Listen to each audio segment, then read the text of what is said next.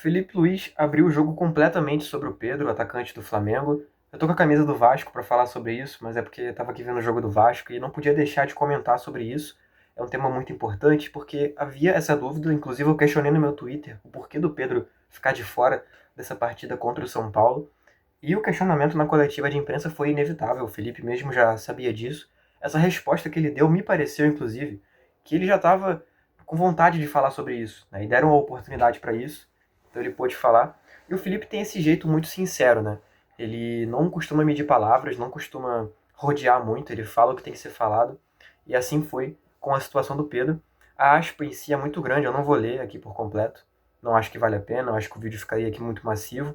Então eu vou resumir essa aspa dele. Basicamente, ele diz que o Pedro vem sendo deixado de fora porque não tem tido condições de performance, né? Inclusive, ele criticou muito o Pedro. Ele falou que os indicativos lá do GPS, que é muito normal no futebol, né? Os jogadores usam o GPS no corpo ali, na camisa, no uniforme, que seja, para poder mensurar métricas de sprint, de distância percorrida, etc e tal. O Felipe disse que nessas métricas ali do GPS, o Pedro é o pior do time. E é muito louco você ver isso, porque o Pedro vinha sendo um dos melhores do Flamengo nessa parte de pressionar zagueiro, nessa parte de combater e tudo, antes dessa última lesão dele. E aí esse retorno dele parece que tem sido muito contrastante com relação a tudo isso.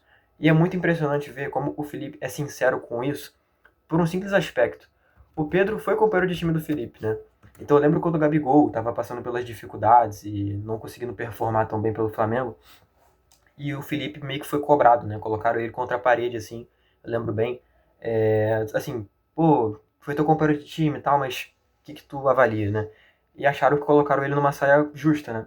E ele tirou de letra, assim, ele falou, olha, o Gabigol foi meu amigo, parceirão aí, família e tal, mas se ele não estiver indo bem, ele não vai jogar, simples assim. E ele sabe disso, já conversei isso com ele e tal. E você vê que o Gabigol saiu do Flamengo mantendo um respeito pelo Felipe, então mostra muito do que é a postura do Felipe. E aí por isso que eu acho que é importante a gente verificar essa questão do Pedro, prestar atenção nesse desdobramento daqui para frente, se ele vai voltar a ser relacionado ou não, porque eu vejo muita sinceridade na fala do Felipe. Eu não acho que o Felipe faria uma fala dessa gravidade, conhecendo todo o entorno dele. De novo, ele é amigo do Pedro, ele é ídolo do Flamengo, ele é um cara ali que internamente tem muita influência. Não teria por que ele fabricar uma fala dessa natureza. Não teria por que o Felipe se indispor dessa forma com um ativo do elenco. E se fosse uma invenção, naturalmente se indispor com o elenco como um todo. Porque todo mundo sairia em defesa do Pedro. A verdade é essa. E é impressionante como o Flamengo atrai crises, né? O Flamengo fez um Mundial até honesto.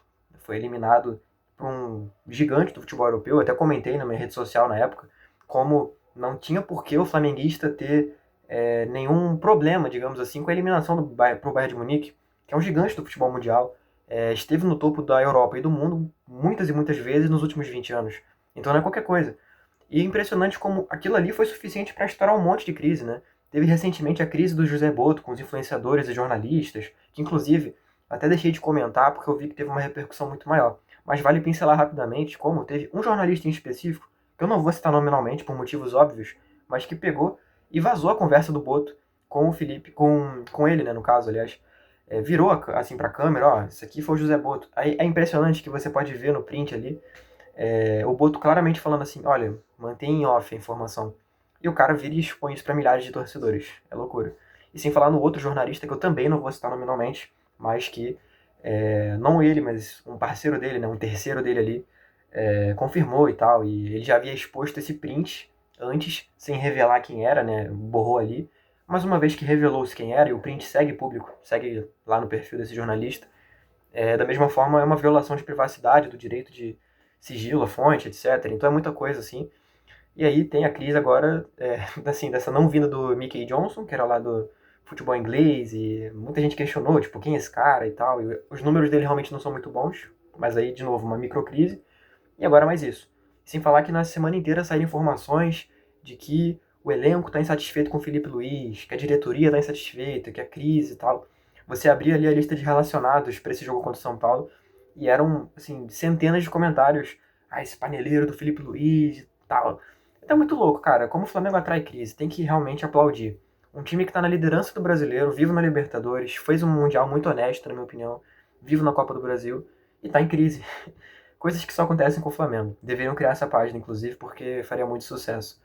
Enfim, Vamos ficar de olho, ver se sai mais alguma coisa sobre isso, alguma nota, posicionamento do Pedro. O Pedro não é esse cara de responder na rede social e tal. Ele, se for falar sobre isso, vai ser numa entrevista pós-jogo e daqui a algum tempo, quando ele estiver em campo e de repente tivesse destacado, aí vai vir aquela pergunta: e aí, Pedro, como é que foi superar esse momento e etc. Enfim.